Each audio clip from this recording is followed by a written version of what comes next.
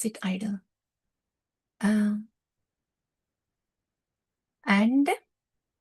But that karma should be performed as a sacrifice to Lord Vishnu. Karma should be performed as yajna, otherwise it binds us to the dharma should be performed as yajna to Bhagavan, otherwise it binds us to the karmic reactions, like that. So perform your duty as a sacrifice to Lord Vishnu. That we heard. And after that, Bhagavan said, after that, we actually heard about how do we know if we are performing our dharma, our karma, our seva in a way that it is sacrificed to Lord Vishnu. Then sannyasa, right? Internal sannyasa. And satatam, asaktam. Satatam, asaktam, and nitya sannyasa, especially these two things. This is how we know that we are performing our dharma, our seva, in a way that is a sacrifice, yajna to Lord Vishnu. After that, we heard how a responsibility or dharma or karma should be performed following Sri Bhagavan Vacha. Even if somebody is not inclined to do karma like Lord Krishna, he doesn't have to do a karma. Janaka Maharaj, he doesn't have to do any karma. But in order to set an example for the rest, then they perform the karma, showing this is how you perform your karma, this is how you perform your duty, like that. So, yad yad acharate shreshta. Whatever the perfected people do, the rest follow. So that we have heard. And also how, because of the innate passion and aham karoti and aham bhava, when somebody is very passionate about doing things, we don't stop their doing tendency, but just dovetail their doing tendency to Bhagavan. That's what Srila Prabhupada did. That's what we have heard. Somehow there is I think that's better. We'll keep it like that's what we have heard. And after that, when Arjuna says, Bhagavan, this is so wonderful. You said everything about Nishkama Karma Yoga. One is supposed to do dharma, swadharma. I hear it, but I have a question. Why is it that a jiva is not inclined to do their dharma despite hearing that one is supposed to do their dharma? Then Lord Krishna says, that is because of the lust. Self-centered desire, lust. And then we heard about the 3 degrees of lust.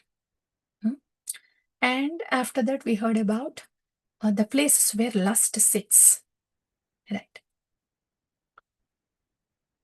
Superior to the body is the senses. So lust sits there, first place, and then mana, and then buddhi. Right. Those are the last verses in the 3rd chapter. This is where the lust sits. And how to overcome the lust, or how to gain victory over the lust, how to be not succumb, how to lust is an ignorance. How can that lust be controlled? That is the connecting piece from 3rd chapter to the 4th chapter. So we will go to the last part of that 3rd chapter, the last shloka, then we will see the connecting piece, and that will bring us to the 4th chapter, the transcendental knowledge. Before going to the 4th chapter, one thing we have to make note of, dear devotees. Remember, we always say we should understand bhakti in tattva, not just laukika. We just don't do bhakti because somebody is doing it.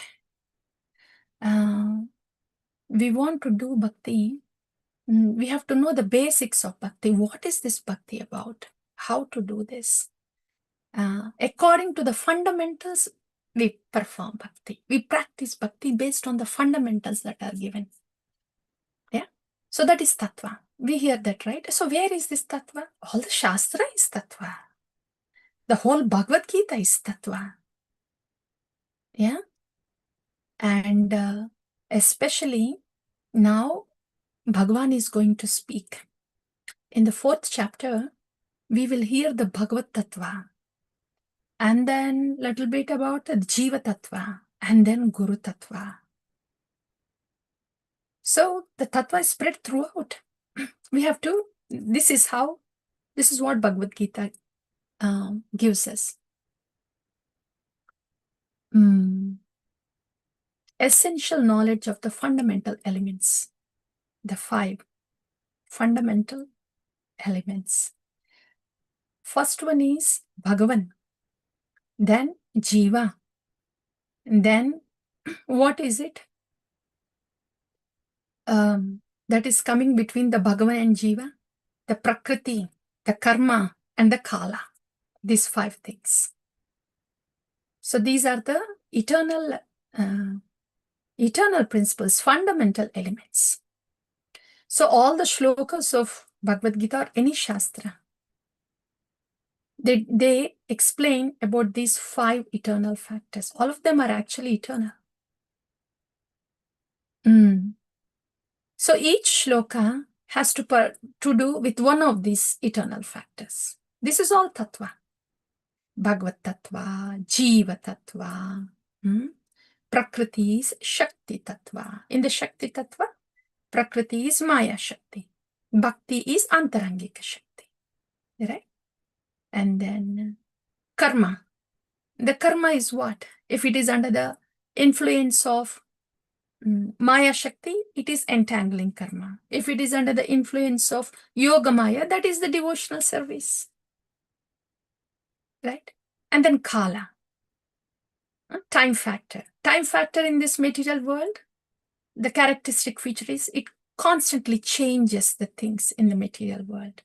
It has this property of destruction, change, destruction, the Kala in this material world. The same Kala element in the spiritual realm, there is no element of destruction. There is no destruction in the spiritual world. That's why the time in the spiritual world is present continuous. No destruction. And it is eternal. It means everything is happening all the time. Each pastime is just happening all the time. That's beyond our comprehension. That is called present continuous. So Kala is present there also.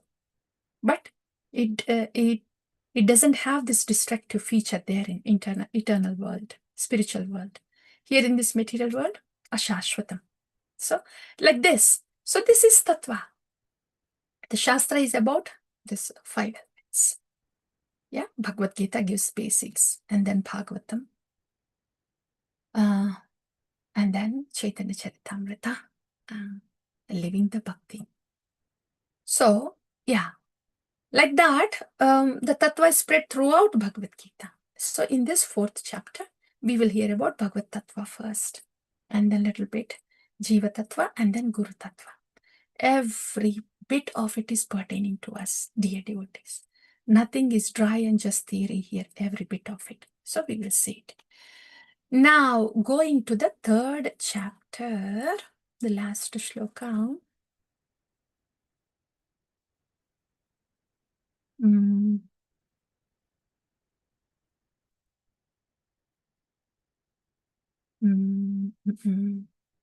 second. Bhagavata. Yes, Gita. 3rd chapter. Let me give you the darshan of Partha Sarathi Krishna. Let me share the screen.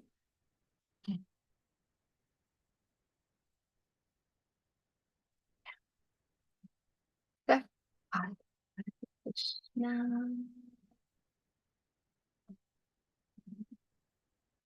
Bhaktavatsala Krishna. Parthasara Krishna. So now to the third chapter. Which chapter is that?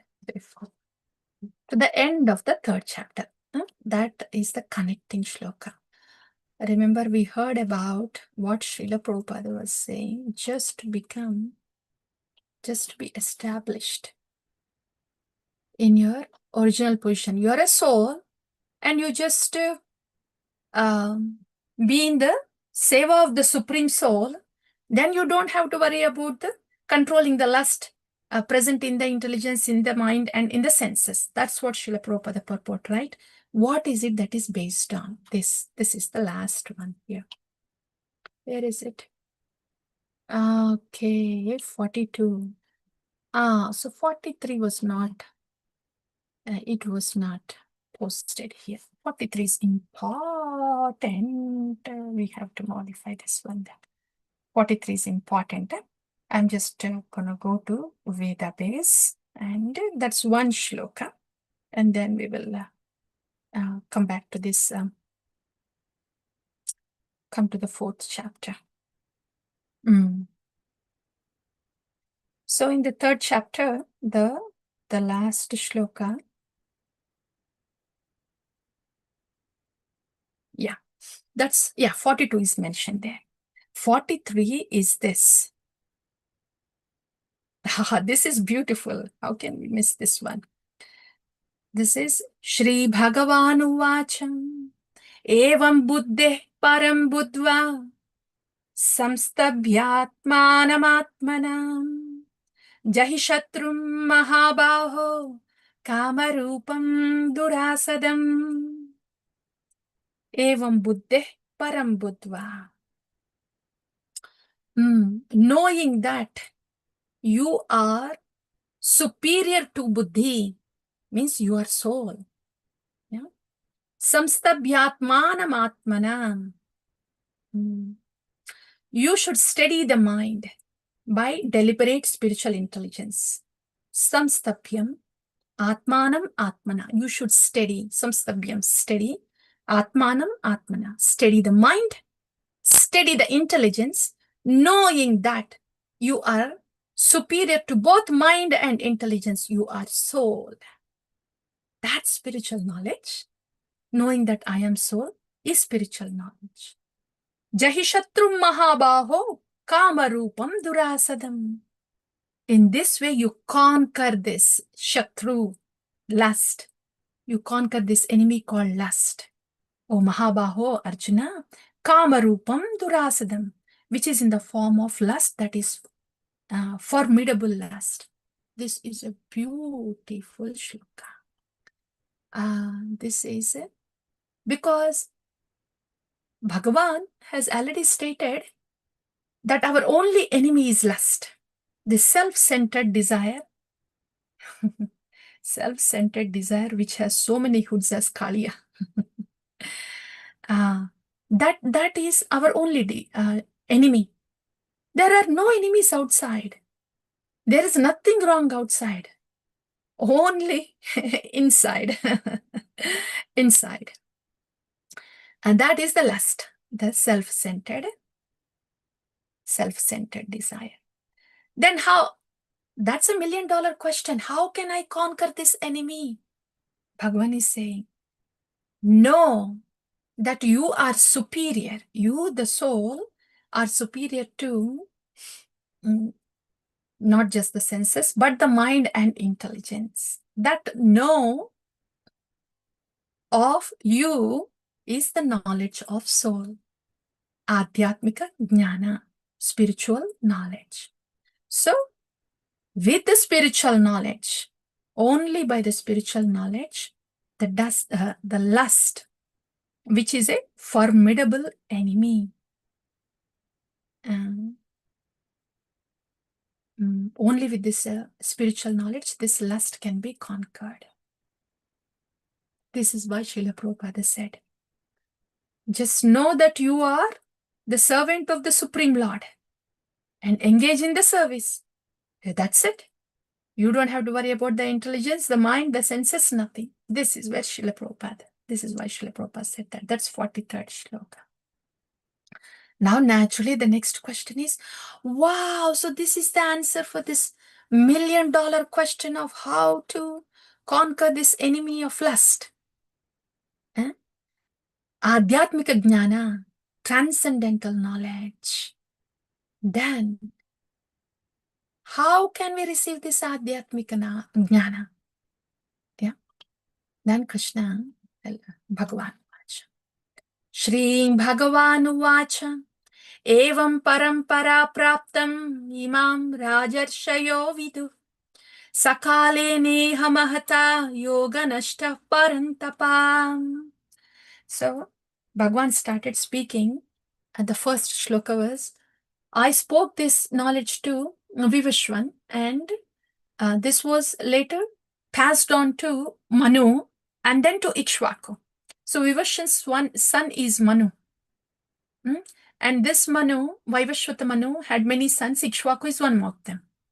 So in this way, this Adhyatmika Jnana, transcendental knowledge, that I spoke was passed on to Vivashwan and then to the Vaivashvata Manu and to Ikshvaku. In this way, the knowledge was passed on in parampara. But Sakaleneha Mahata Yoga Nashta Parantapa. But during the course of that time, the parampara system was broken. So this knowledge, the transmission of knowledge was also interrupted. So Bhagavan is saying, this Adhyatmika Jnana, transcendental knowledge, spiritual knowledge, is to be passed on in parampara. Evam parampara praptam. That's the shloka. Which parampara do you belong to? Why? Why parampara? Because the jnana is passed on through the acharyas in the parampara. That's why. That's the second shloka. Then Bhagavan, okay, is that enough? Just to belong to a parampara system? Okay, I take diksha. I take shelter in the parampara system. Is that enough?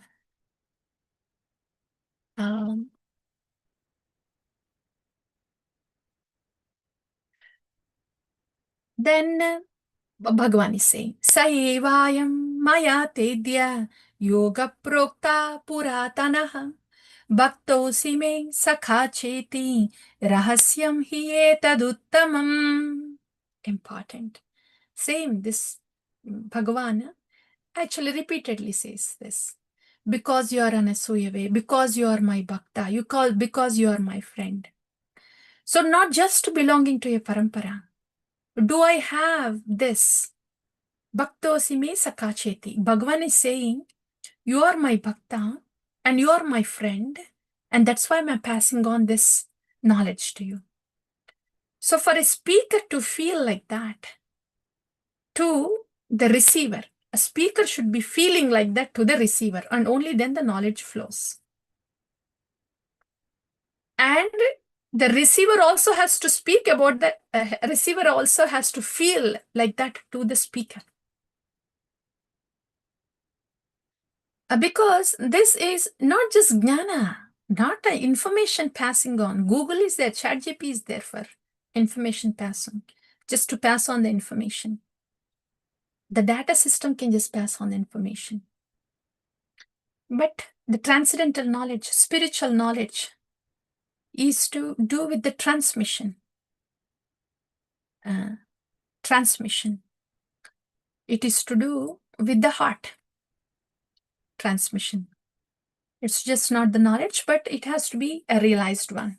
So, for the knowledge to be a realized one, what is it that the disciple should be having? Bhakti, and Bhagavan is saying, because you are my Sakha. So, Arjuna has devotion for Krishna, Sakha, friendliness, mamata, and Vishrambena. You know, Vishrambena is a very wonderful composition. Both respect and affection mixed together, put together. When the disciple has that for Guru, that is perfect combination. That one. Respect and affection. Then there will be perfect transmission of the spiritual knowledge. So not just belonging to a parampara, formally belonging to a parampara, but when a disciple has this, when the spiritual seeker has this, for the Guru, for the speaker, a realized knowledge, then evam parampara praptam, then the transcendental knowledge can be transmitted. Those are the two and third thing. Second and third. Second one is about the parampara. Third one is about the qualities required for transmission of the realized knowledge. You know, only when the disciple has these qualities, yeah, the faith, respect, and affection for the speaker, only then, you know what happens? It's not that the knowledge is different from realized knowledge. It's not that. When the disciple has these qualities, whatever is being received is already a realized knowledge. It's not that we have to work hard, think through, and then see how this knowledge can turn into realized knowledge. No. Where will it turn? In the head? No. It has to happen in the heart. So even just the reception itself will be a realized knowledge. Vidyavadu Jivana. So these are the qualities of the disciple. Then Arjuna is asking this question. When Lord Krishna said, I gave this knowledge to Vivashwan. Then Arjuna's question is, Krishna, you just said that you gave this knowledge to Vivashwan. Vivashwan is the starting of this Manvantara. Here we are in this, the 20th, the four yugas, right? Kali yugas, yeah? The 22-8. 28th Mahayuga, the four yugas put together. But Vivashwan is in the very beginning of the Manvantara. How do I understand this? You're standing before me. But that Vivashwan Manu was, so zillion and zillions of years ago. How do I understand this? Arjuna is asking on our behalf. Ajo api san avyayatma bhutanam ishvaro api san prakritim swam adhishtaya sambhavami atma mayaya. Just before the shloka, Bhagavan says, you have taken many births, I have taken many births. I remember all of them, you don't remember any. What, Bhagavan, did you just say that you take births? You are Ajam, right? You don't have a birth. Did you just say that you take births? Then Srila Prabhupada explains in the purport. So, how the souls are eternal, Bhagavan is eternal. And whenever Bhagavan is performing pastimes, these associates also come. But their role is only to be in the pastimes, not that they have to remember everything. Srila Prabhupada says, Arjuna was present at the time when Lord Krishna was giving this transcendental knowledge to Vivashwan, but Arjuna doesn't remember. Krishna remembers like that.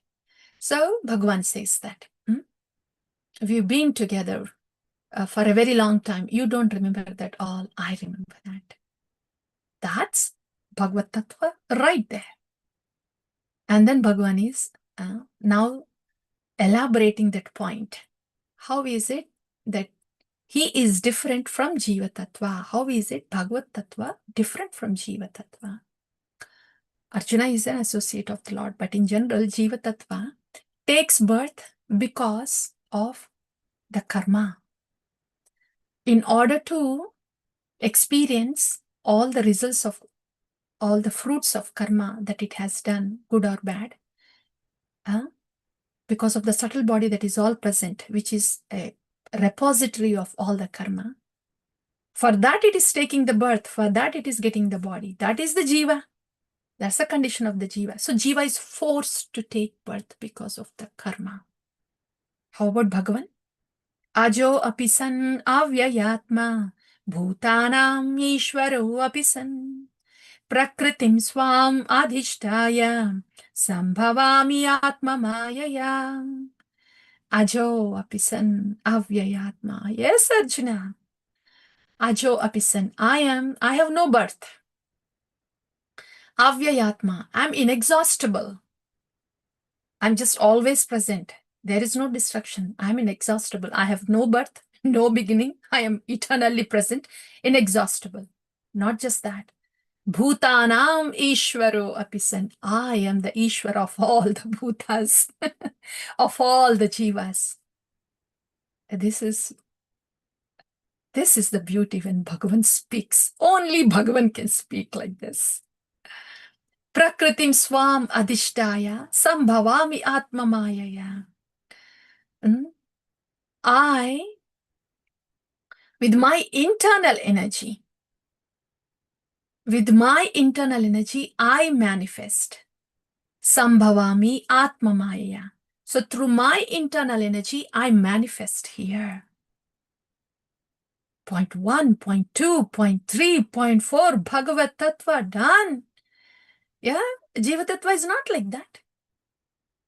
Bhagavan is beginning. There is no birth, beginningless, ajo, avyayatma. He is inexhaustible, indestructible, and he is bhutanam ishvaro api. All the jivas belong to him. He is the Ishvara. And prakritim swamadhishtaya sambhavami atmamaya. He is sambhavami. He is manifesting through his internal energy. What is jiva doing? What is jiva tattva? It has birth. It has a beginning and ending with this birth and death. Yeah, because of the subtle body. Avyayatma. The body on the jiva is destructible. The subtle body and the gross body. Right. And Bhutanam Ishvara. That is Bhagavan.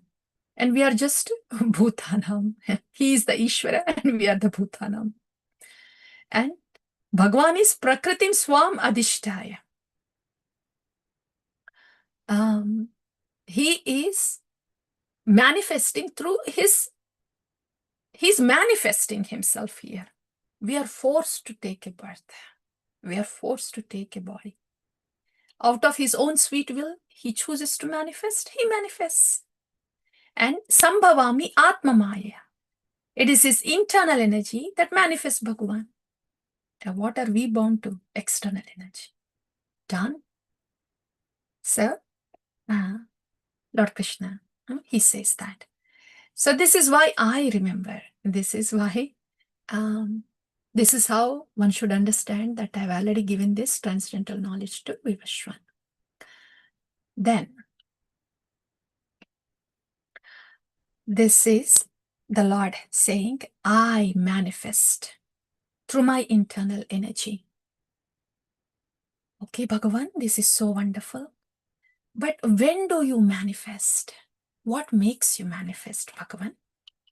Yada yada hi dharmasya glanirbhavati bharata abhyudhanam adharmasya tadatmanam srijamyaham.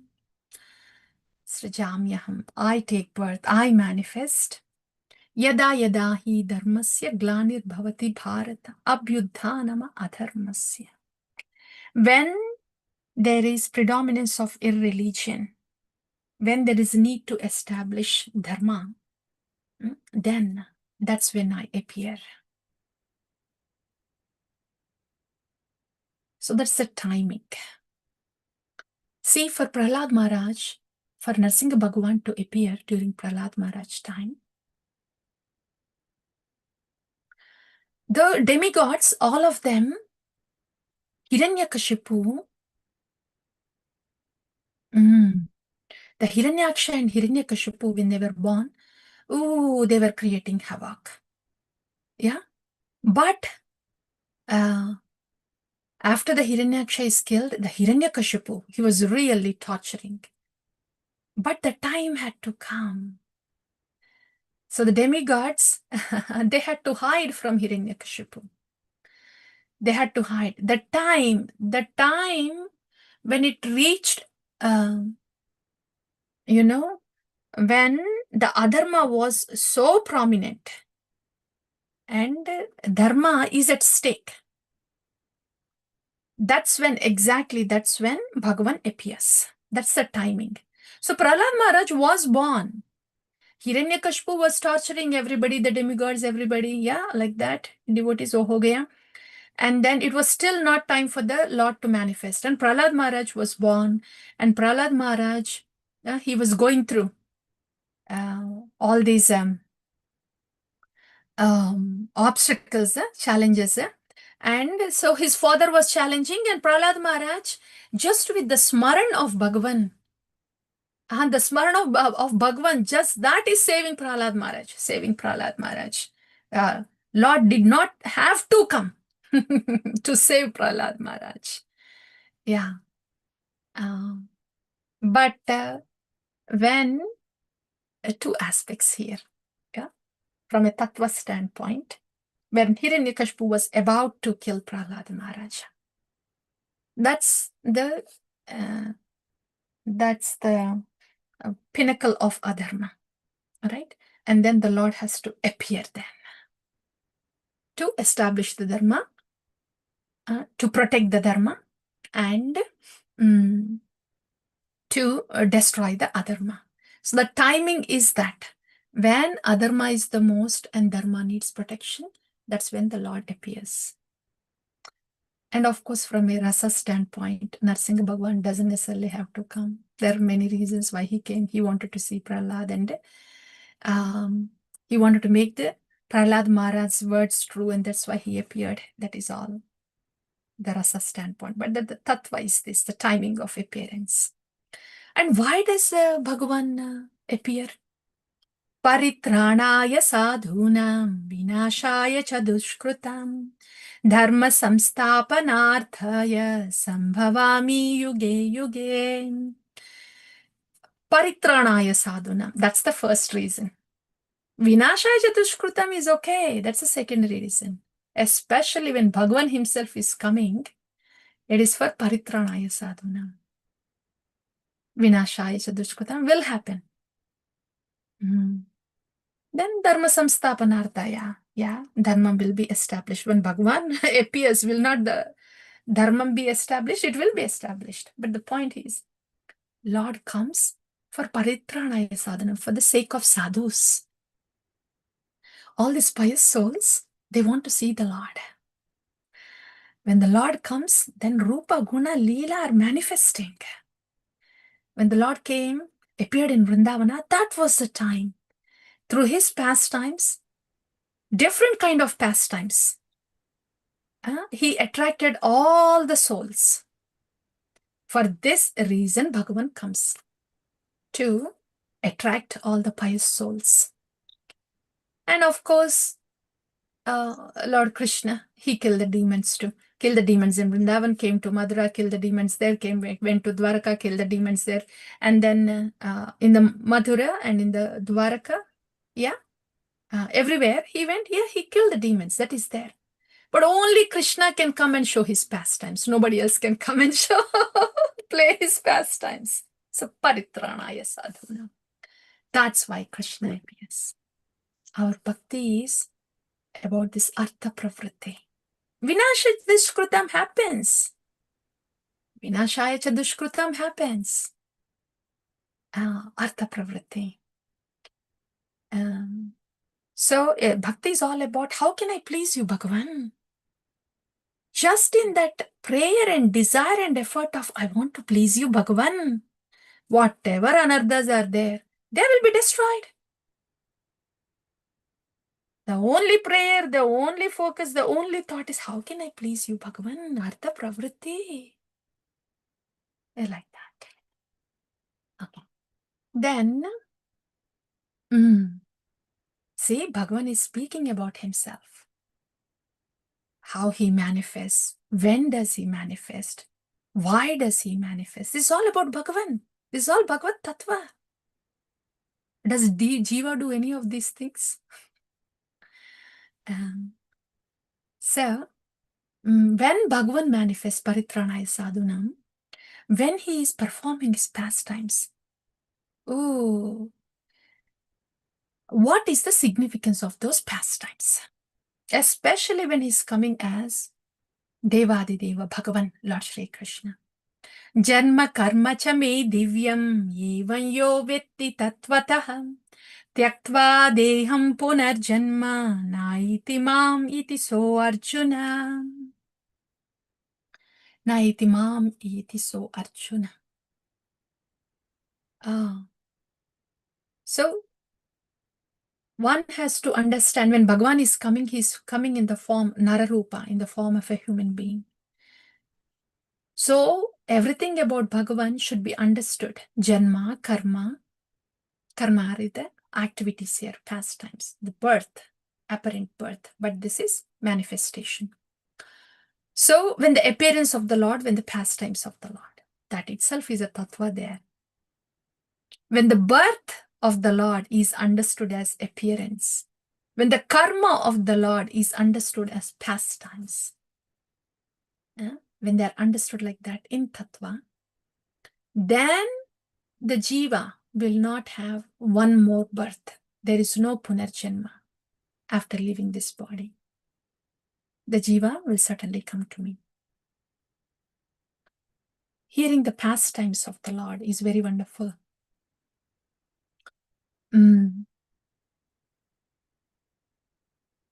Those pastimes of the Lord are honored more, and we get more access to the depth of the pastimes, and the pastimes of the Lord sit in the heart. When we understand Bhagavan in Tattva, when we practice Bhakti in Tattva,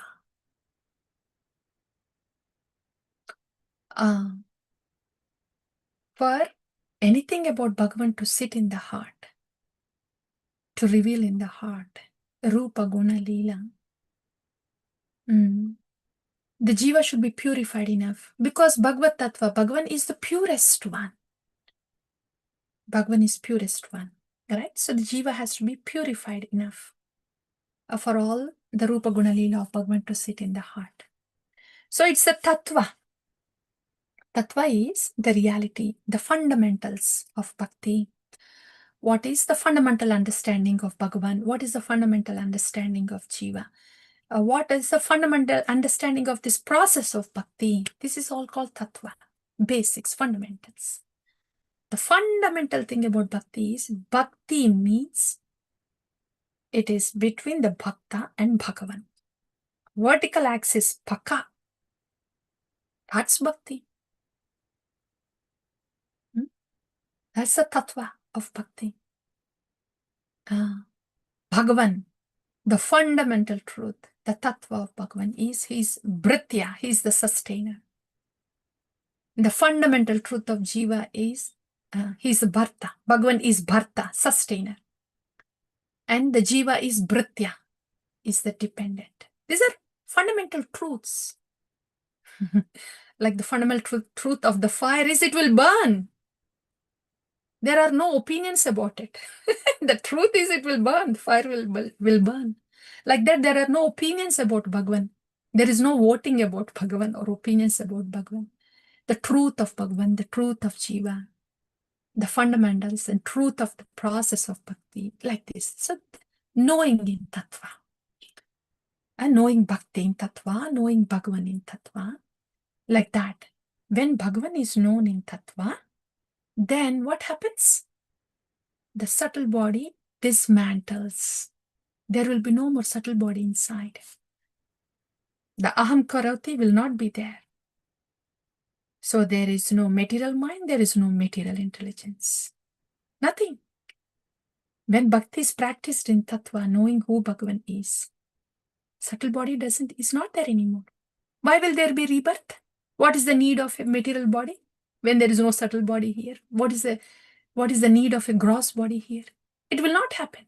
This is spiritual science. So, like that, when Bhagavan is known in Tattva, when Bhagavan's Janma and karma is understood in Tattva, then there is no rebirth. They will reach Bhagavan. Yeah. We will continue now.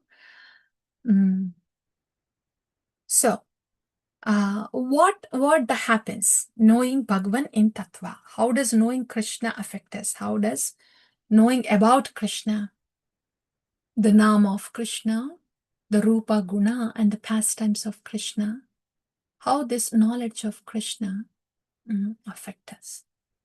What does it do to us? What does Krishna Katha do to us? Vita raga bhaya krodha manmaya mamupashritaha bahavo jnana tapasa puta madbhavamagataha. Beautiful. This is what Krishna Katha is supposed to do. We have to hear Krishna Katha in Tattva. Vita raga bhaya krodha manmaya mamupashrita. When we are hearing about Bhagavan, knowing that, oh, Bhagavan, he is the Bharta, I am the Bhritya. So I have to depend on, I'm dependent on Bhagavan. Like the sunrays are dependent on the sun, I'm dependent on Bhagavan.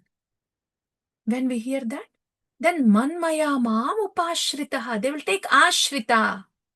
The jiva will take ashraya of me.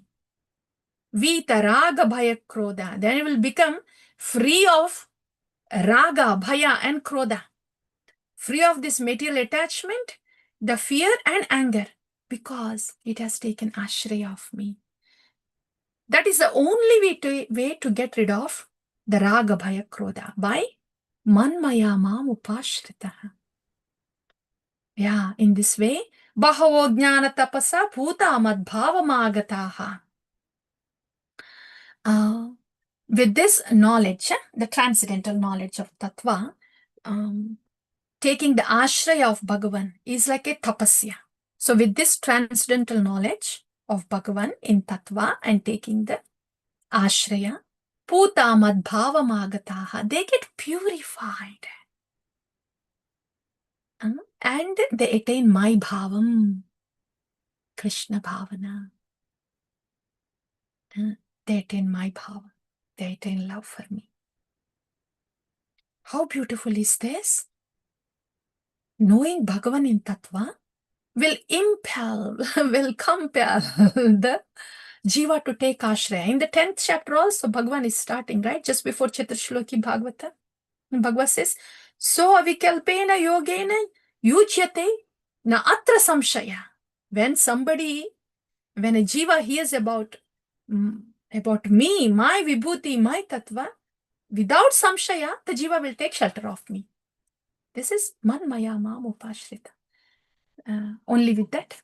Yeah. So this is the power of knowing Bhagavan in Tattva. We are hearing this, right? At least we are hearing, bhakti should be practiced in Tattva. I like that. Yeah. And one thing here is puta, we get purified. When we are practicing in bhakti in Tattva, we are getting purified. That's all. Bhakti is purification. Krishna comes, sits, and all the impurities go away. So that's the beauty of knowing Bhagavad Tattva. The jiva takes the ashraya and will get rid of the raga, bhaya, krodha, gets purified and gets Krishna prema, love for him, madbhava. Very wonderful. Bhagavan, this is so good. Does it happen to everybody? Everybody that takes up this process of bhakti? Then Bhagavan says, yeah. Ye yadha mam prapatyante tam sadaiva bhajamyaham. Mama vatmanuvartante manushyaha partha sarvashaha. Yes.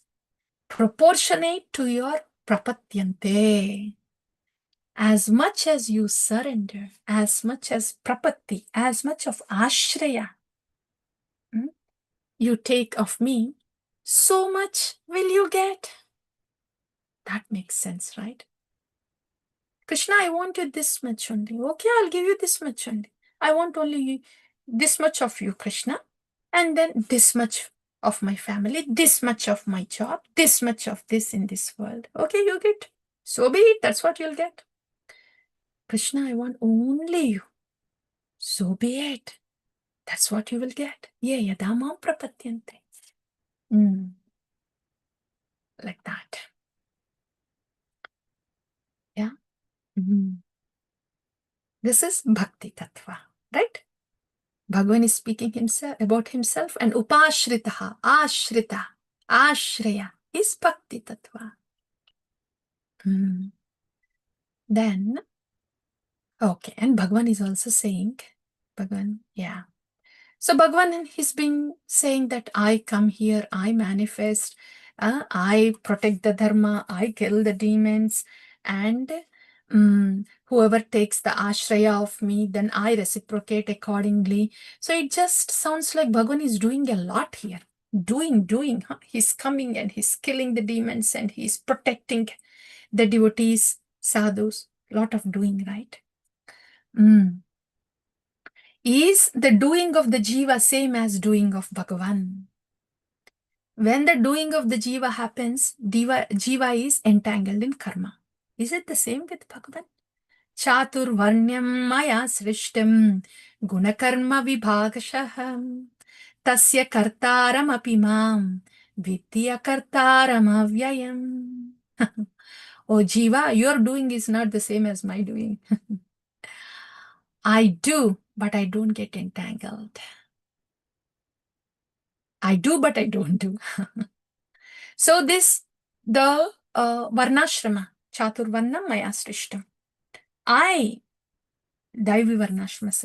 Varnashrama, I established this Daivi Varnashrama system. According to the guna and karma of the jivas, naturally they fall into one of these ashrama and the varna. So it is something I have established. I have set it into this system, nature system, where the souls can be functional. So I established the system. When I say I established, don't think I will be bound with the karma. Tasya kartaram apimam vidya kartaram avyam. Though it looks like I am doing things, I am untouched by the karma. This is Bhagavan. This is Bhagavan and this is Bhakta Bhagavata too. They come here to do things, but they're untouched, unaffected by any of the doings because they operate in the internal energy. Jiva operates in the external energy, in the modes.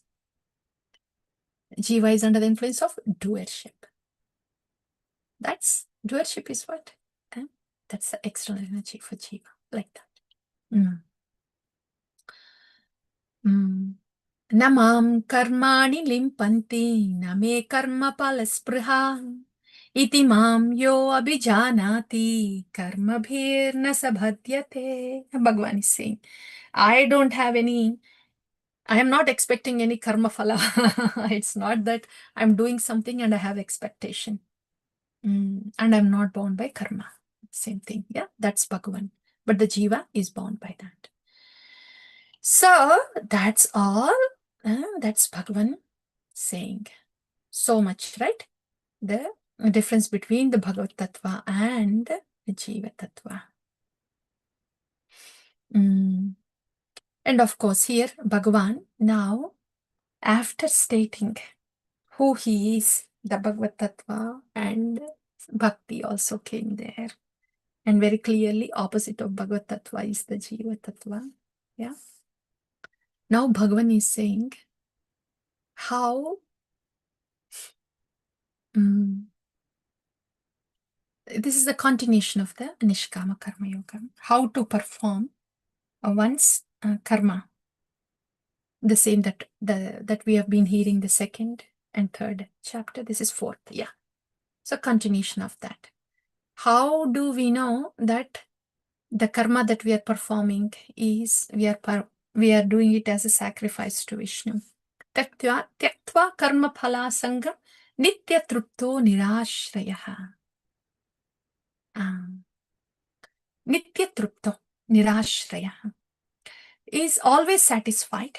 It's not that, I do this action and I will be satisfied only when this kind of result comes. Then it means I am not doing it as a sacrifice to Lord Vishnu.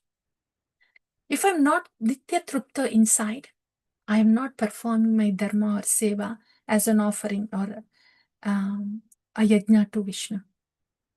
That is important, dear devotees. We may be in the beginner stages of bhakti. We may be in the beginner stages of bhakti. But even from the beginning stages itself there is Nitya Trupta. Nitya Trupta is full of gratitude. I am just what? A beginner. But I'm so grateful. My heart is filled with gratitude. That's Nitya Trupta. I've been chanting for 10 years, for 20 years. Still, I did not achieve something outside or attain something inside. I did not come to that stage of get there yet. I did not get there yet. What get there yet? It's not an achieving process inside. So there is no satisfaction here because we set a scale and then we get there yet. There is no satisfaction there despite doing bhakti. How do we know that our bhakti is going in the right direction? Nitya Trupto, always grateful heart. Grateful heart. You know how the Namruchi comes? It's not because I chant 64 rounds. And it's not because I hear about the esoteric teachings and everything in bhakti. And I hear, and then I start practicing and I try. Ruchi doesn't come because we try to put a formula in there and try to work on the formula. Ruchi is something to do inside. Ruchi starts with gratitude. For the Nama Ruchi, the first Ruchi is the gratitude. Taste the rasa of gratitude first. Taste the rasa of gratitude. I am good for nothing, but the beads are given. The beads are given and this arrangement is made so I can chant, and Harinam is somehow allowing me to chant. So that is Nitya Tripta, grateful heart.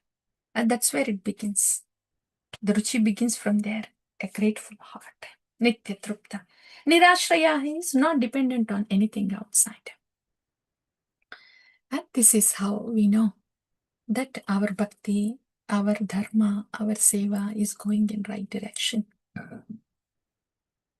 And this is experiential, right? Nitya Trupto Nirashraya. So these are all very good. Maybe we can at least, this is a beautiful slide. Good.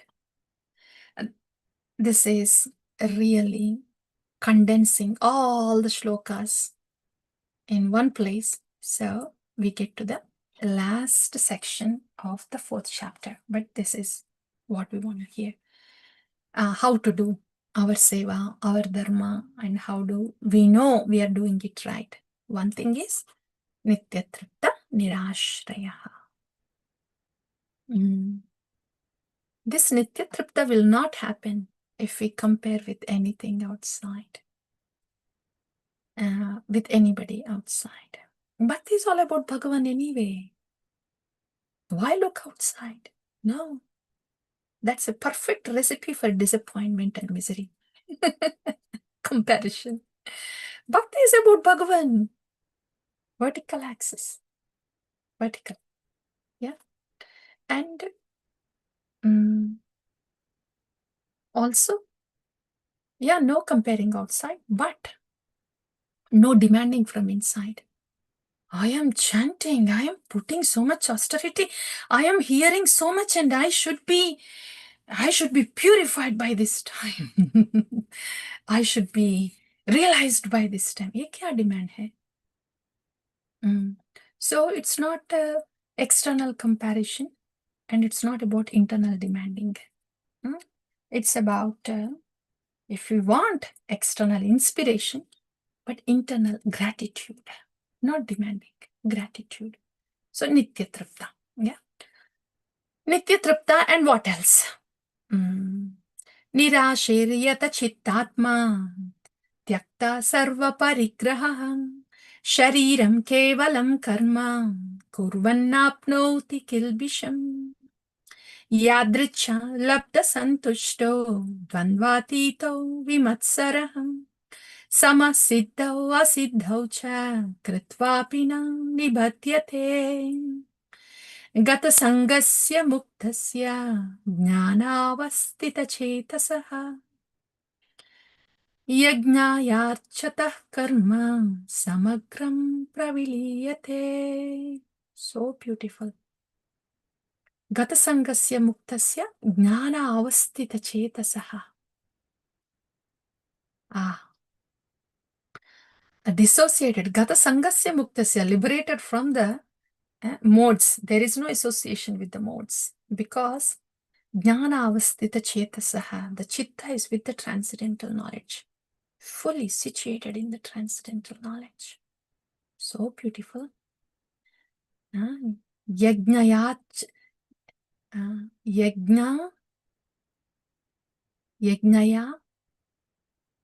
acharatah karma. The karma is being performed as yajna. Samagram praviliyate. Everything is entering into transcendence. In this state, everything is entering into transcendence. So, we'll start from here. Nirashir yata chittatma. Nirashir, free from desires. Yata chittatma, self-controlled. Tyaktva sarva parigraha. Free from sense of proprietorship. Parigraha is possessing. Yeah, possessing. The sense of possessing is not there. The proprietorship is not there. Free of proprietorship. Shariram kevalam karma. Beautiful. You are using the sharira only for the bare necessities. To just put the body and soul together and use it for seva. And kurvan napnoti kilbisham. In this way, when somebody is living, then sin, they don't incur sin. When there is no sense of proprietorship, free from desires. Yeah. And yadricha labda santushto. This is so beautiful. Yadricha labda santushto. Whatever labda, whatever is gotten yadricha on its own accord, I'm satisfied. And there is no thought and effort of wanting to get something, wanting to possess something, anything. Whatever food that comes on its own accord, be satisfied. Whatever Krishna sends on his sweet will, just be satisfied. Be satisfied, no complaints. Santushta is really good, satisfied. What happens is, when this kind of yadricha labda santushta is there is not much thought put into this material world to get something from here. All our thoughts are for what? To get something from here. Like that, right? So, yeah. So satisfied with what comes of its own accord. Dvandvatito vimatsaraha. This is so beautiful. No duality. Beyond duality. And there is no envy. Whoa. Vimatsara.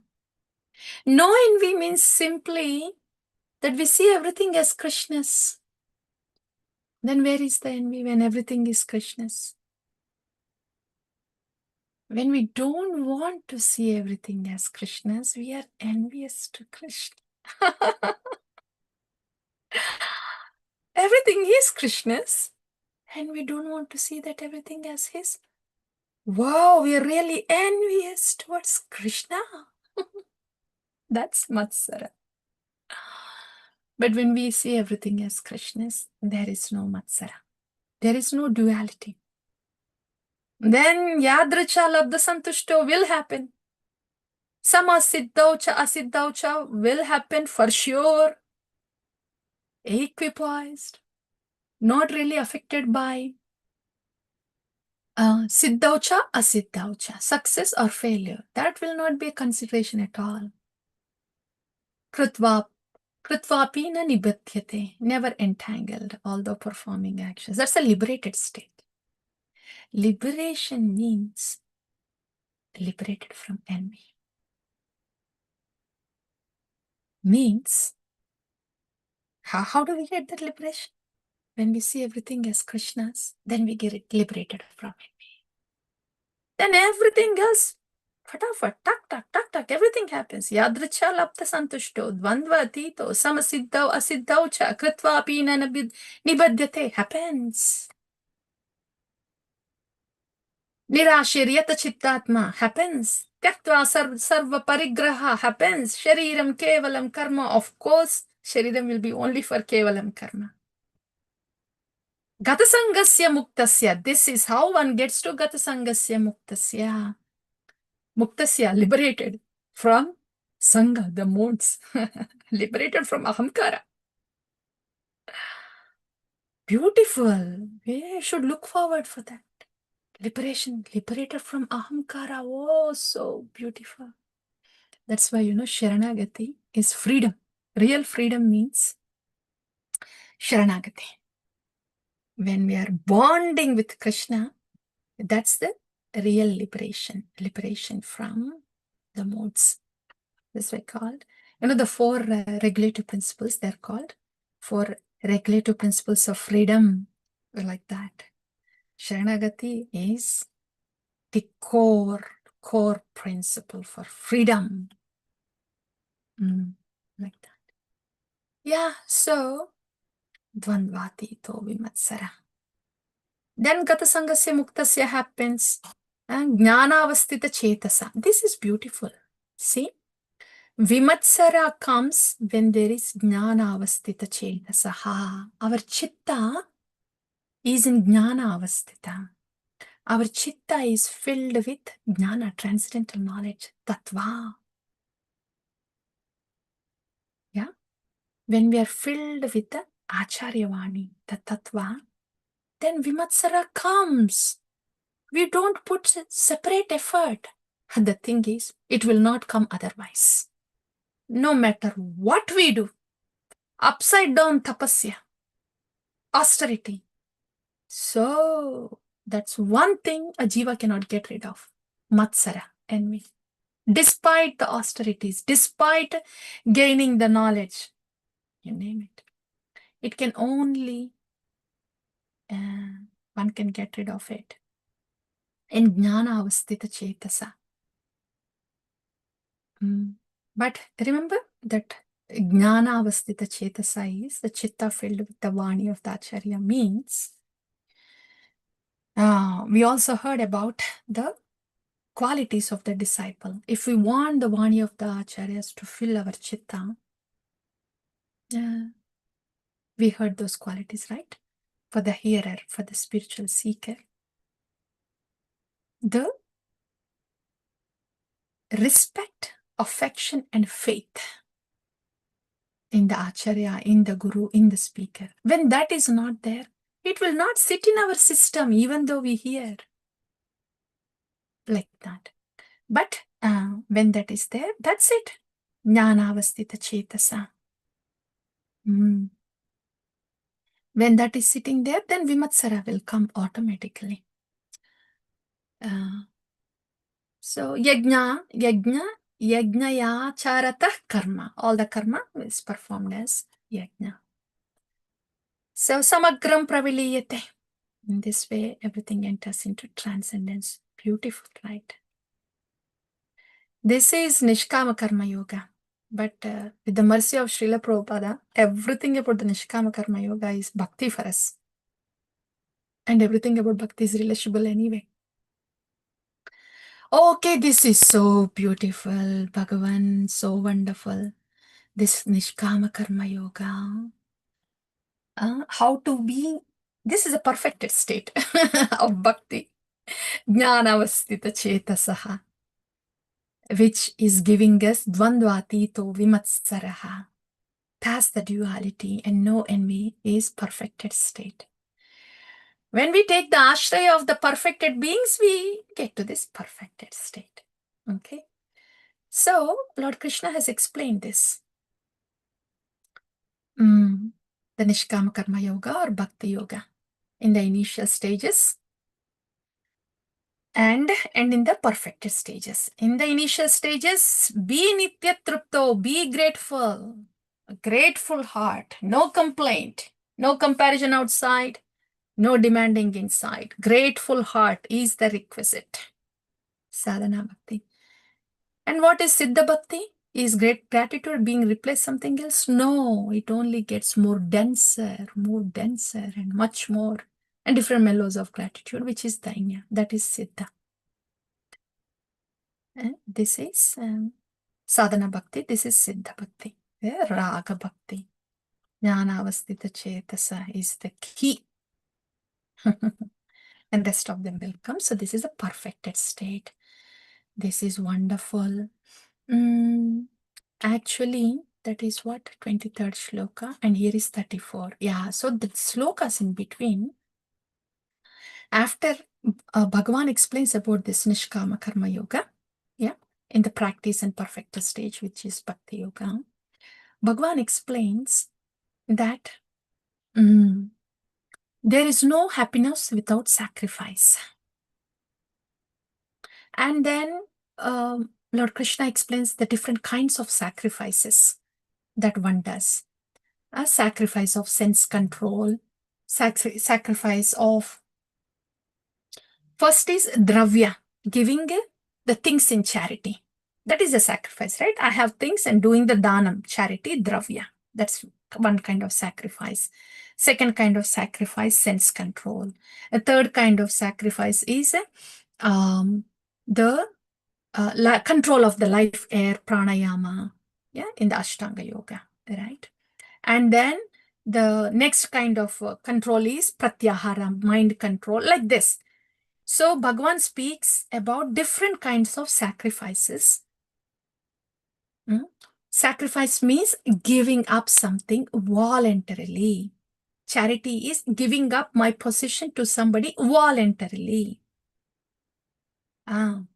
And sacrifice of sense gratification is I'm giving up this gratifying tendency voluntarily. This is sacrifice or charity. Bhagavan says this sacrifice, this quality of sacrificing voluntarily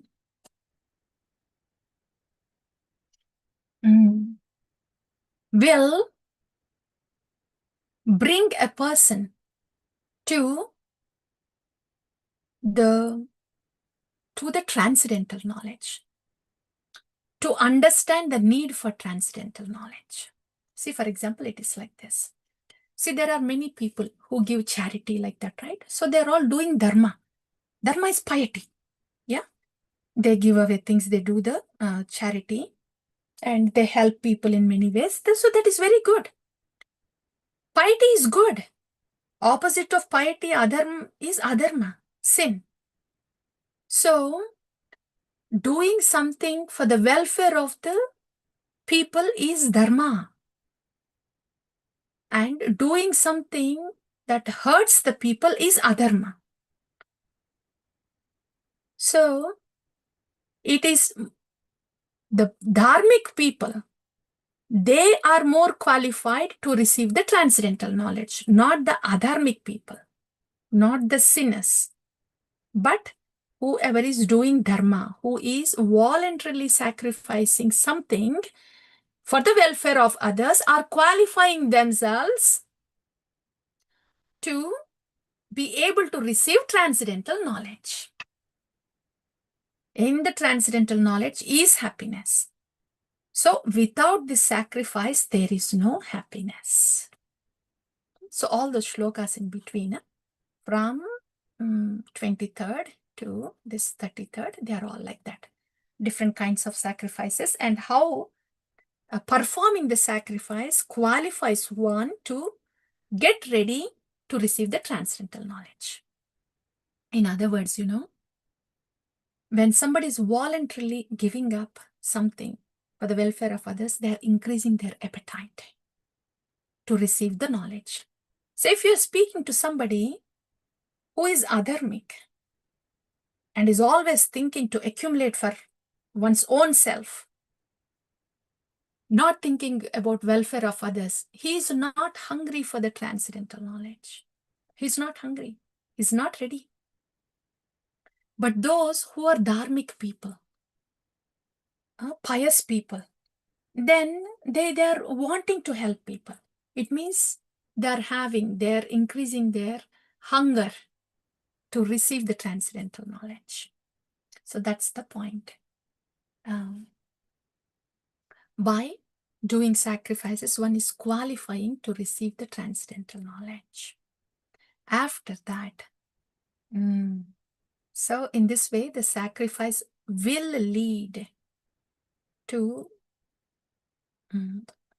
sacrifices will qualify a person to look for transcendental knowledge, to ask for it, to receive.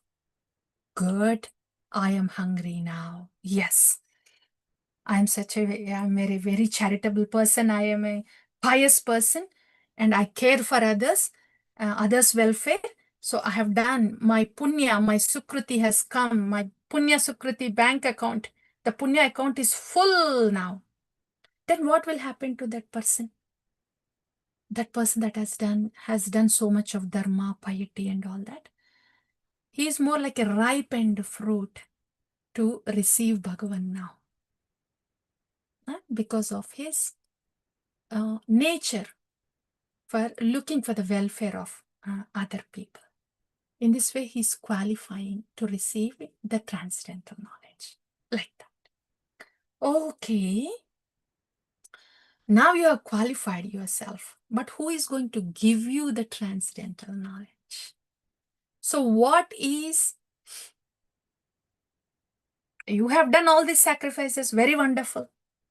You have qualified yourself. Now what's next to do? Tat vidhi pranipatena pariprashnena sevaya upadekshanti te jnanam jnaninas tattva darshinaha. Tat vidhi. Bhagavan says, now that you have qualified yourself to receive the transcendental knowledge, your duty, tat vidhi, your duty is take the pranipatti. Take the shelter, take the pranipatti of a tattva darshina, jnaninas tattva darshina. Take the shelter of a tattva darshi guru. How is that shelter taken? Pariprashnena sevaya. First, taking pranipatti means it's this. I am submitting to you. I am submitting to you.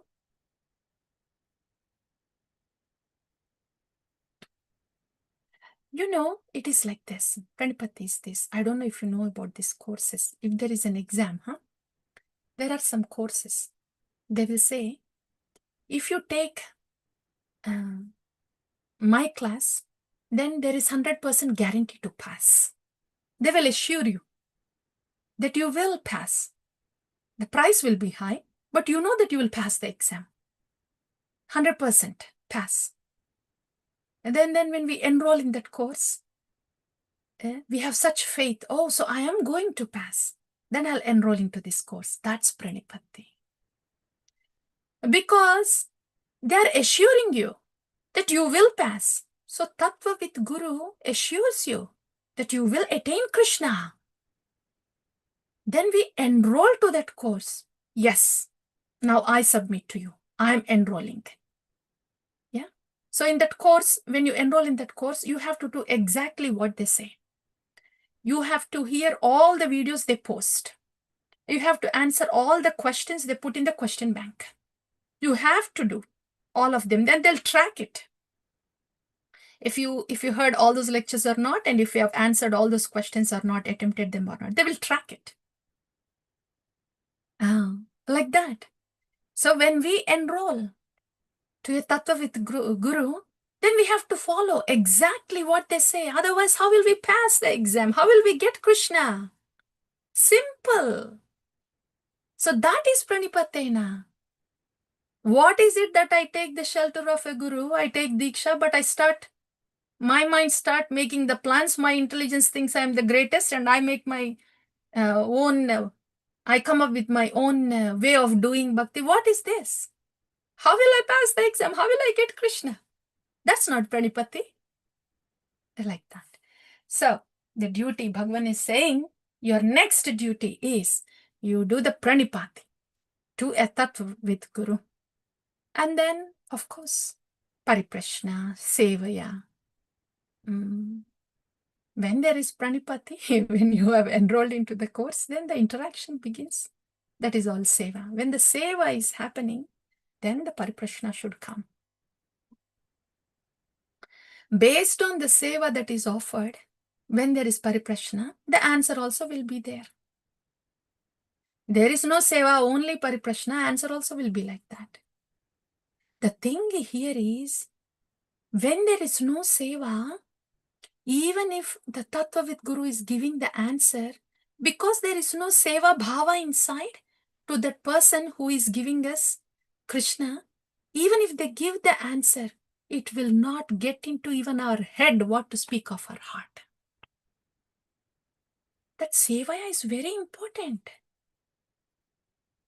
Yeah, these great souls, they give the jnana, but it will come and sit in me when I have that seva for them.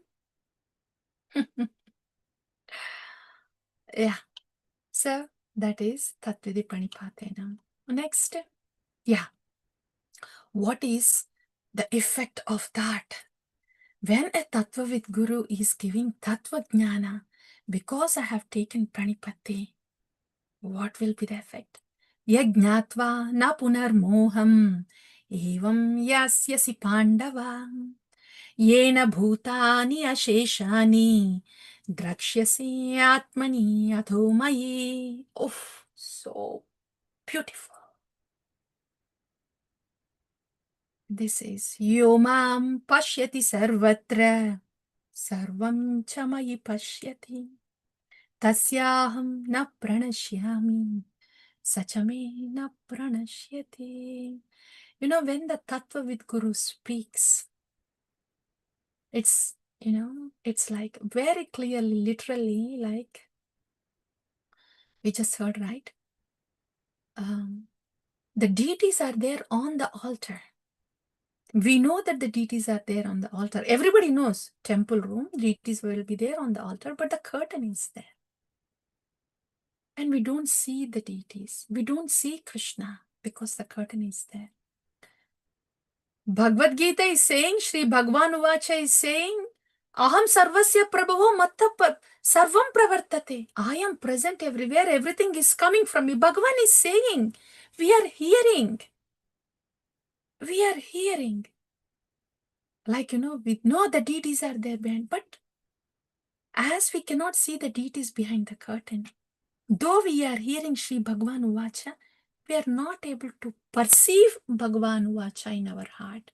The realization is not coming. Only hearing is happening. But realizing, Pashyanti, seeing is not happening. That is our paristhiti. That is our situation. So, but when a tattva with Guru speaks, and when I am tuned in, when I have pranipatti to that tattva with Guru, he makes Krishna appear. The curtains, he opens the curtains like that so we can have darshan of the deities. He removes the bewildering curtain of I and my. He points out the direction. He set the direction right. It's not I and my, it is Krishna. He sets the direction right. with this warning, the Tattva with Guru. When I have this pranipatti inside, then this will happen. So in this way, yajnatva na punarmoham, there is no illusion again. When this Tattva Jnana is being blessed by a Tattva with Guru, why are we saying that? Not just hearing. When Tattva Vijnana is blessed by Tattva with Guru, then there is no illusion, no punarmoham, no illusion. What is illusion? Aham mameti. What is the reality? Sarvam Krishnamayam. Yena bhutani asheshani drikshyasi atmani ato mayi. They start seeing everybody in me and me in everybody, says Bhagavan. Oh, so everybody is in Krishna and everybody is Krishna's. That's the kind of vision Tattva with Guru gives with pranipatti. Om ajnanatimirandasya jnananjana shalaka chakshur unmilitam yena. So that's Guru. Without having pranipatti to Tattva with Guru, does any of these things happen?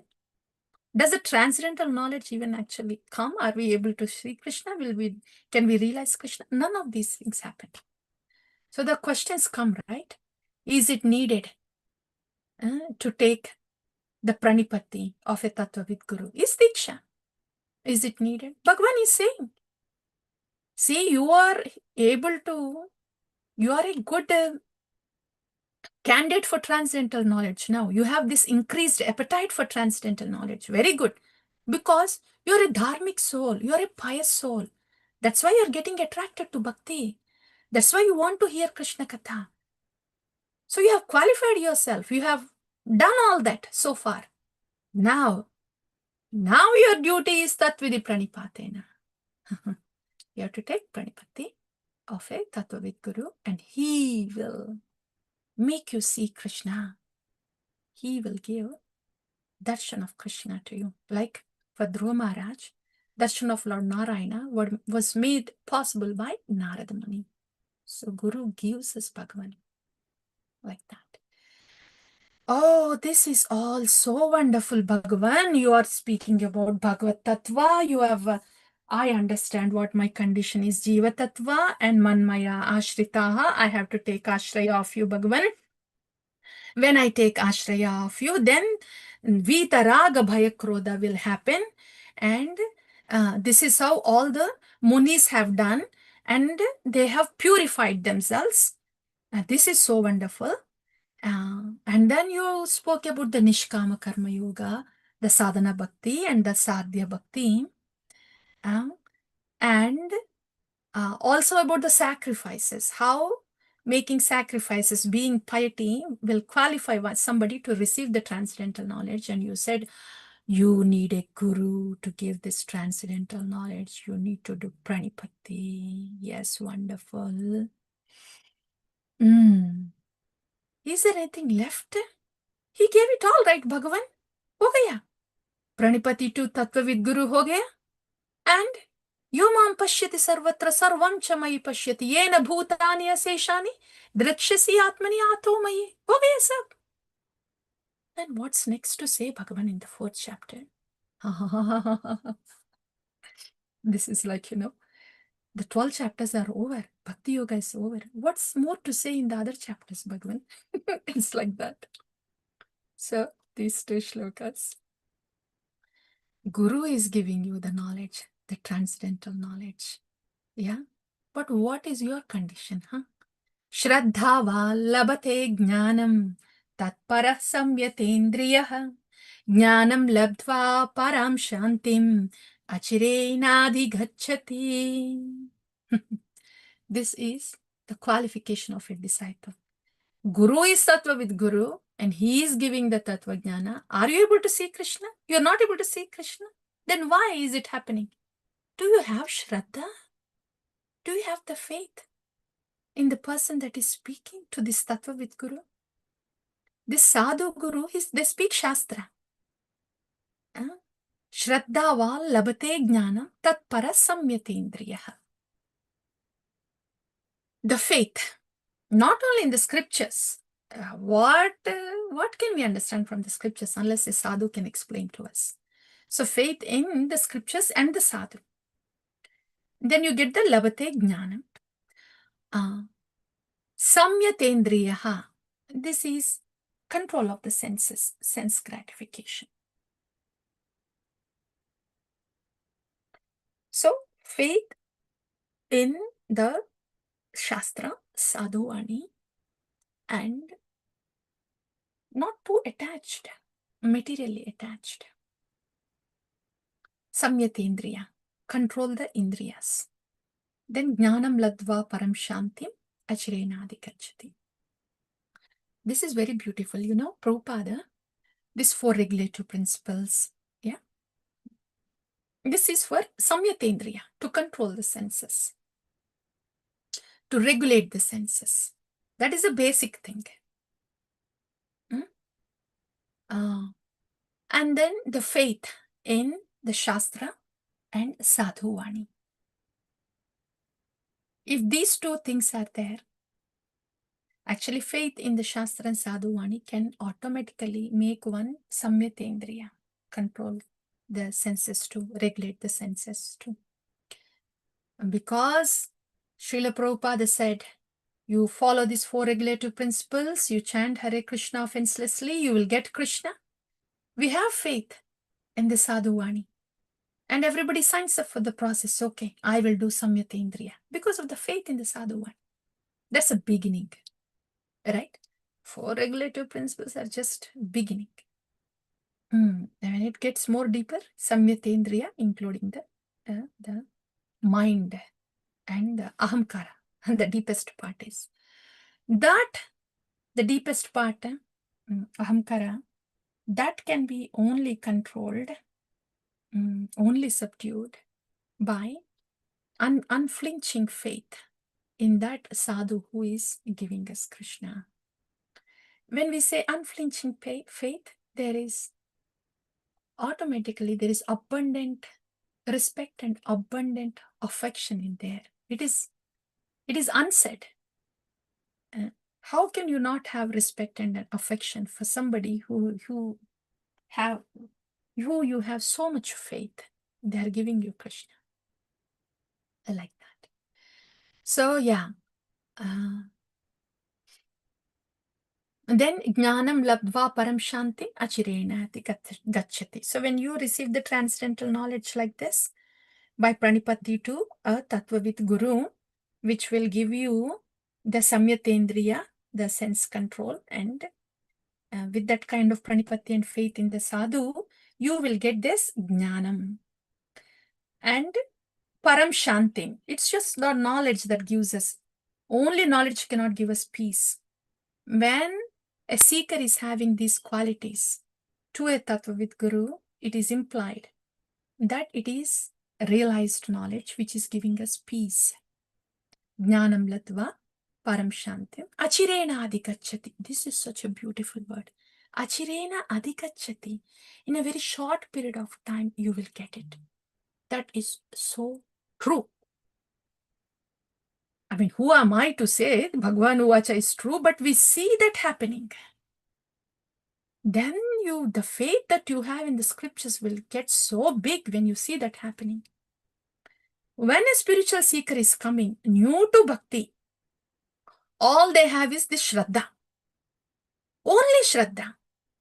And with this Shraddha, the Samyatendriya, the sense control is nothing for them. They have so much Shraddha and so much eagerness. Whatever they are hearing, it is not the knowledge that is entering into them, it is the realized knowledge that is entering into them. They're not putting any effort to realize what they are hearing. It is the realized knowledge that is entering into them. Everybody hears the same thing. Why is it realized knowledge is entering into only few like that? Because of their great Shraddha. And very quickly, Ladva Param Shantim, they become peaceful. And in a very short period of time, Achirena Adhikachati, they get Krishna. So bhakti is not about For how many years have I been practicing? How many things I am doing outside? How much I have done outside? How much will I do outside? Huh? outside, about people, about doings, about things. Oh, but it's not that. And it's not internal achievement also. Bhakti is simply about Bhagavan and the Bhagavata that is connecting us to Bhagavan. How much Shraddha, faith that I have, the Shraddha, the faith, the respect, the affection that I have on this Bhagavata that is connecting me to Bhagavan. This is the central axis of Bhakti. Everything else peripherally will happen because of the changes that are happening in the central axis. This is Tatvidi Pranipatena Pariprashnena Selaya. So when somebody is just focused on this central axis, yeah, Vyavasayatmika ye keha buddhi kurinandana, then achirena digachati. It will happen. Yeah, okay. If somebody is not like that, not so much focused on the central axis and not much faith in about the Bhagavata giving the Bhagavan, like that, very distracted to the horizontal ones, not much Shraddha. Then what happens? Ajnanascha ashraddhadanascha. Agnascha ashraddhadanascha. Samshayatma vinashyati. Nayam loko asti na paro na sukham samshayatmanah. These are all saving grace shlokas. See, Ajnascha ashraddhadanascha samshayatma vinashyati. Being in ignorance is one thing, but faithlessness is different thing. And doubting, especially when it is happening in bhakti. Those who are not taken diksha is different. Those who are not believing in God is different. That's totally different. But one who has come to the process of bhakti and has taken the diksha, ignorance is not a big deal. That will go away. Bhakti is all about the knowledge. Everywhere is there. Bhakti will, ignorance will go away. But ashraddhadanasya samshayatma vinashyati. Bhakti is going on outside, but ashraddha, there is no faith. Either there is no faith in the process of bhakti, that Krishna bhakti is all in all. This is all I need to do. Just loving service to Krishna. I just have to go in the direction. That kind of faith in Krishna bhakti. Then all my miseries will go away. That kind of faith. If that kind of faith is not there, and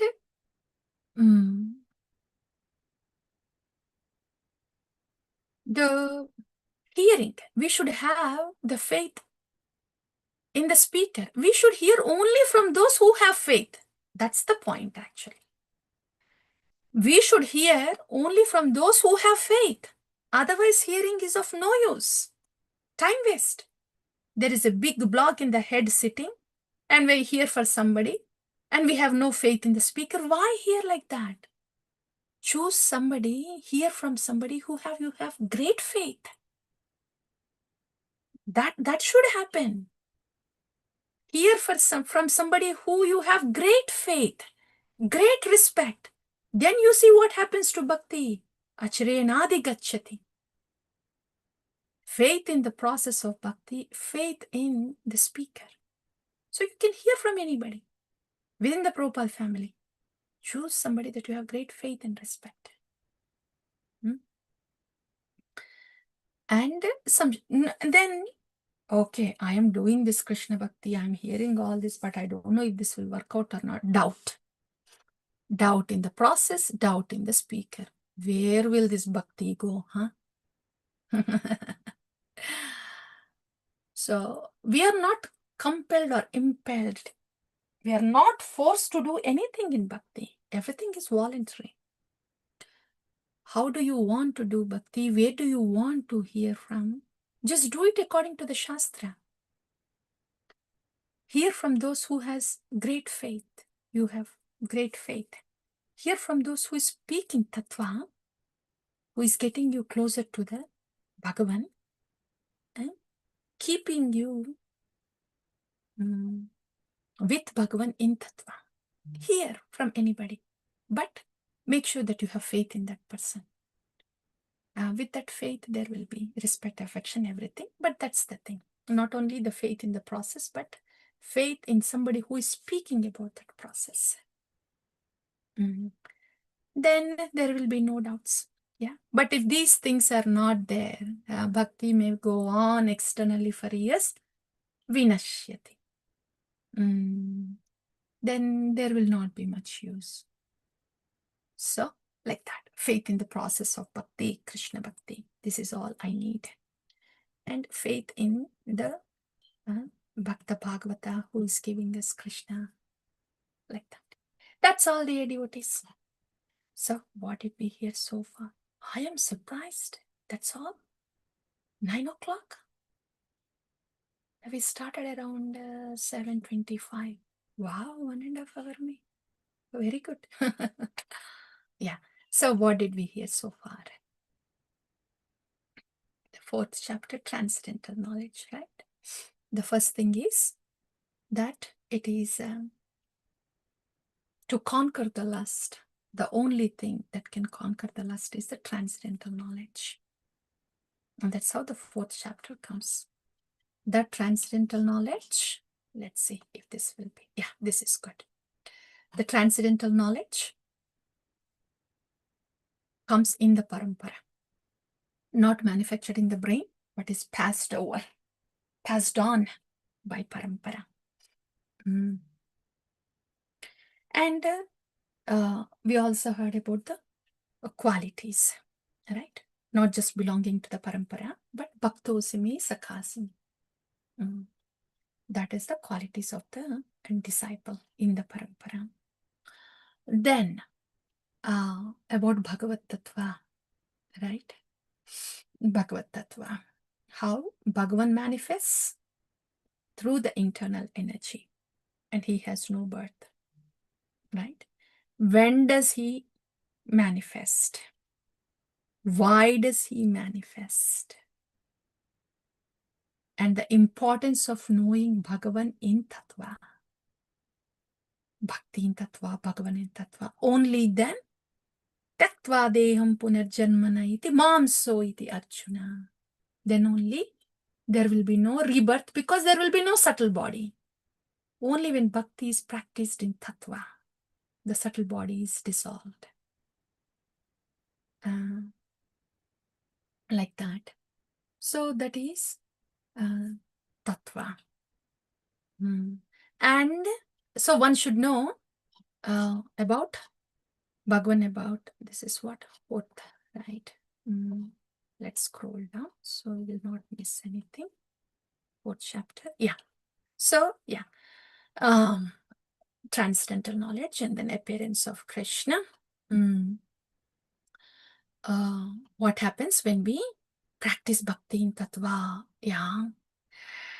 One will take upashritahat. They'll take ashraya of the Bhagavan, and then there will be no raga, bhaya, krodha. Like that. And bhakti is purification. When there is ashraya, when we take ashraya, purification is happening. Okay. Then we also heard proportional to the ashraya we take, Bhagavan will reciprocate accordingly. You know, sometimes we get this question, is that so, Mataji?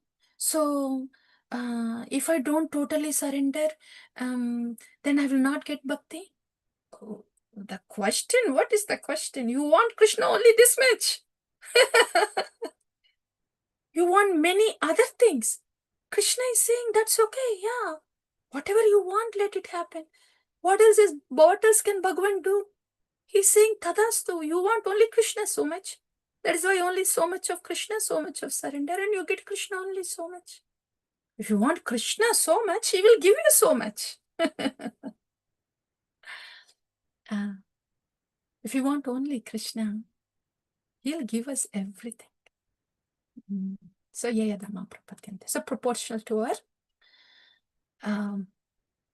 prapatti, Bhagwan gives himself accordingly. Then, Bhagwan may look like a doer, but he's not the doer. The Daivi Varna ashrama is established by Bhagwan, but he's not caught up with karma phala. So there's the difference between the Bhagavad Tattva, Jiva Tattva. Though he looks like he's a doer, he's not caught up with the karma, unlike the Jivas. Okay, and then Bhagwan starts explaining about the Nishkama Karma Yoga, both in the sadhana stage and sadhya stage. And we heard in the sadhana stage, the key point is Nitya Trapta, grateful heart, with no resentment, with no comparison, and with no demanding. Yeah, that's in sadhana bhakti. And in Siddha, Siddha is this Jnana avastita chetasa. Gurumukha padma vakya chittete koriya aikya. That's the Siddha. When it gets into the chitta, Jnana avastita chetasa. When the chitta's avastha is full of jnana. When the chitta is fully filled with tattva jnana, then rest of all these things appear. They just happen. The beautiful thing of Vimatsaraha happens. It will not otherwise happen. And everything else, they do happen. No sense of proprietorship, self-control, all those things. Then, okay, that is about the bhakti or Nishkama Karma Yoga in sadhana siddha stage. And after that, Bhagavan speaks about the sacrifices. And by making sacrifices, one is qualifying oneself to receive the transcendental knowledge. They get interested to know about the transcendental knowledge. Then what is their duty? Tatvidi pranipatena pariprashnena sevaya. Do the pranipati to a tattvavid guru. That is your duty. Not an option, not a consideration, your duty. Then the result of that tattva vijnana from the guru is, and there is no more moham, and yena bhutani aseshani drikshasi atmani atomai. Everybody is seen in Krishna. Everybody is seen as Krishna. That's the beauty of receiving the tattva jnana from tattvavid guru. Then the next thing was, oh, this is so wonderful. There is Tattvavid Guru and he is giving jnana. And how can I see that I have this realized knowledge? Then these are the factors. Shraddha. Shraddha is the key factor. Faith. Faith not only in the Krishna Bhakti. That Krishna Bhakti is all that is needed for all my miseries to go away. That kind of faith. And the faith in the speaker who is giving us the tattva of the bhakti. Like that, the shraddha. Just with this, rest of the things happen. The sense control happen. The anarthas go away. Everything else happens. But shraddha is the key. Then with that shraddha, when that jnanam is coming, that is realized knowledge, and that will give shanti, param shanti. Very soon, in a very short period of time, they will get param shanti. But if that faith is not there, and if one starts to doubt the process of bhakti, means I know I am practicing bhakti, I will chant my 16 rounds, I know 4 regulative principles, I do it. That is a little box that I have to check. Every day I have to check. I will check it. That little box in my life, in my day, I'll check it. But I don't know if that, just doing that bhakti will solve my problems. I have this problem, this problem, this problem, this problem, all of this. How can that bhakti solve? That is ashraddha. So, That's what happens when we think bhakti is peripheral, when we just look at the horizontal thing, and when we get stuck with the naimittika. That's what happens. We have to be established in the Nitya Dharma. Then our vision will be different. So yeah, when there is no Shraddha, that Krishna Bhakti is the solution of all my miseries. And when there is no Shraddha on the speaker too, then there will be, when there are doubts, then this will not get anywhere, vinashyati. So that's why there should be Shraddha. You know what? Instead of saying there should be Shraddha, hear from those who you have great Shraddha. Yeah, that's all it is. Hari Hari. Thank you so much. Stop. Shri Bhagavan Vacha ki Jai.